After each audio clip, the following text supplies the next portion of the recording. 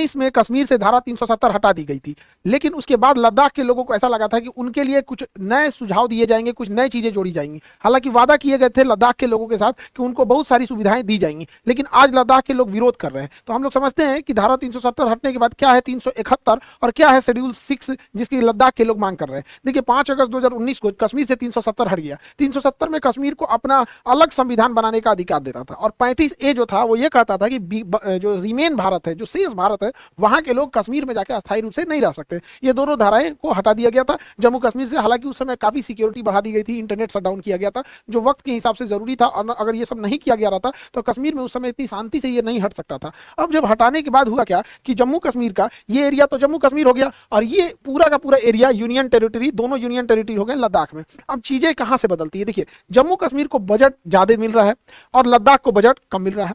इसके अलावा जम्मू कश्मीर में जो भी जॉब है, जम्मू कश्मीर में जॉब ज्यादा है, इंस्टीट्यूशन ज्यादा है, मेडिकल स्कूल ज्यादा है, इंजीनियरिंग कॉलेज ज्यादा है। लद्दाख में इस सब की मात्रा एकदम ही कम है।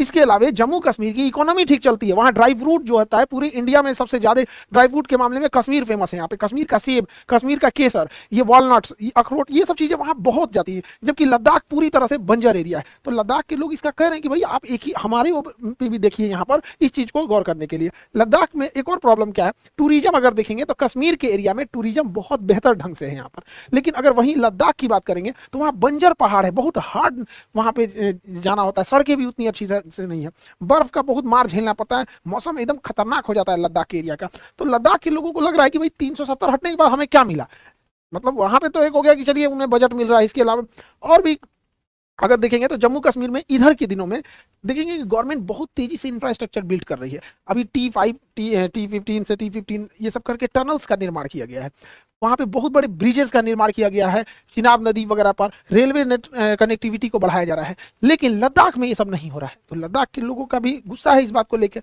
और सबसे बड़ा क्या हुआ, जब 2019 में 5 अगस्त 2019 को जब कश्मीर को 2 भागों में तोड़ा गया तो कहा गया कि ये भी यूनियन टेरिटरी रहेगा और ये भी यूटी रहेगा, यूनियन टेरिटरी। लेकिन जम्मू कश्मीर के यूनियन टेरिटरी को इन्होंने विधानसभा दे दिया, और विधानसभा देने की वजह से कि जम्मू कश्मीर पर केंद्र सरकार का 100% कंट्रोल नहीं रहेगा, बल्कि बड़े बड़े मुद्दों पर कंट्रोल रहेगा। और मीडियम और छोटे लेवल के लिए जम्मू कश्मीर विधानसभा बना दी गई ताकि यहाँ के लोग चुनेंगे और यहाँ के लोग अधिकारियों पर अपना कंट्रोल रखेंगे, जबकि लद्दाख को यूनियन टेरिटरी में विधानसभा का दर्जा नहीं दिया गया। अब जब विधानसभा का दर्जा नहीं दिया जाएगा तो जम्मू कश्मीर को तो अपने लीडर्स मिलेंगे जो इनकी बातों को विधानसभा तक ले जाएंगे, और विधानसभा एक पावरफुल चीज होती है, यहाँ कोई भी बात बोलेंगे रिकॉर्ड होता है, उस पर जवाब देना होता है, क्या प्रोग्रेस हुआ क्या प्रोग्रेस नहीं हुआ। जबकि अगर आप लद्दाख को देखिएगा तो यहाँ यूनियन टेरिटरी नहीं है, तो वहाँ ब्यूरोक्रेसी आ जाएगी, और ब्यूरोक्रेसी में अधिकारियों का शासन होता है, वो किसी के प्रति जवाबदेह नहीं होते हैं, जनता के प्रति तो जवाबदेह बिल्कुल नहीं होते हैं। आपको याद होगा दिल्ली के त्यागराज स्टेडियम में एक IAS अधिकारी को अपना कुत्ता टहलाना था, तो जितने एथलीट प्रैक्टिस कर रहे थे सबको स्टेडियम से खाली करा देते थे।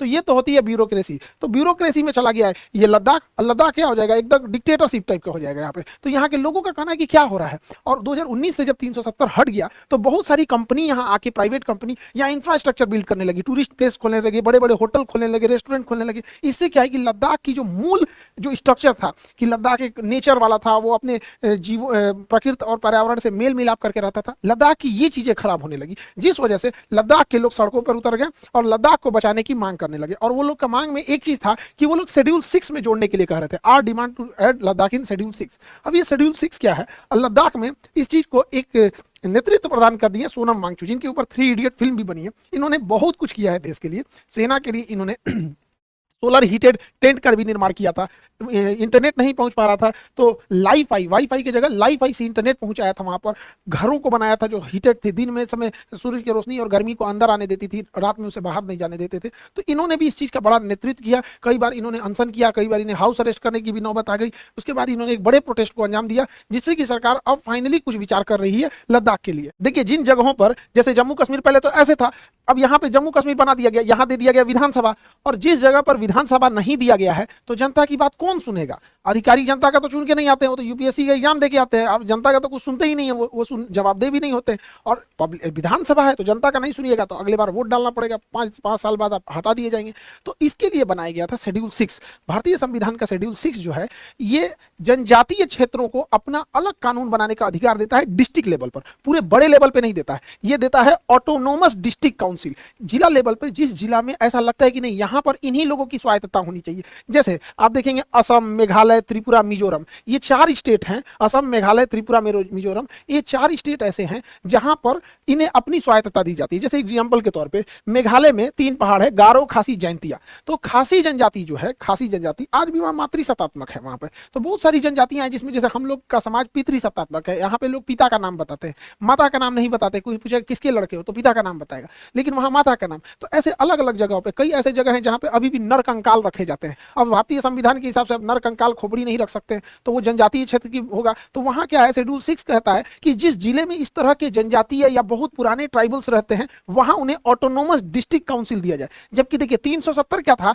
पूरे राज्य को ऑटोनोमी दे देता था, पूरे राज्य को स्वायत्तता दे रहा था। लेकिन आर्टिकल 6 उस राज्य के अंदर कुछ खास एरियाज को मतलब अधिकार देता है। तो यही कहना है लद्दाख के लोगों का कि यहाँ बड़ी बड़ी कंपनियां आ जाएंगी और ये पूरी पहाड़, पूरी इकोसिस्टम को नाश देंगी, इसलिए हमें शेड्यूल 6 दे दीजिए और शेड्यूल 6 में हम डिसाइड करेंगे कि कौन कौन एरिया ऑटोनोमस रहेगा। वो डिसाइड कर देंगे, जो जो हाईली सेंसिटिव जोन है उसको एडीसी में डाल देंगे, ऑटोनोमस डिस्ट्रिक्ट काउंसिल, कि यहाँ कोई आके इन्वेस्टमेंट नहीं कर सकता है। तो जिस जिस जगहों को बचाना चाहते हैं, जैसे बिहार में, जैसे अगर कोई घाट है, बिहार की जितनी नदियां हैं उसके घाट पे छठ की पूजा होती है। पता चला कोई कंपनी आई और घाट को कह दिया कि हम इसको अपने लिए यूज करेंगे, छठ पूजा कहीं और करके दीजिए, बवाले हो जाएगा। तो हम लोग भी उसके लिए क्या कहेंगे कि भाई ये काम करो, तुम्हें कंपनी बनाना है तो ये छठ का जो घाट है ना, ये हम लोग के लिए छोड़ दो शेड्यूल 6 में, इसमें हम ही लोग का अपना ऑटोनोमस रहेगा। तो शेड्यूल 6 जो है ना 370 बहुत बड़े लेवल पे था, वो पुलिस वगैरह सबका अधिकार दे देता था, जबकि शेड्यूल 6 एक लिमिटेड अधिकार देता है। लेकिन शेड्यूल 6 में भी ये खराबी है, ये जनजातीय क्षेत्रों को ही दिया जाता है।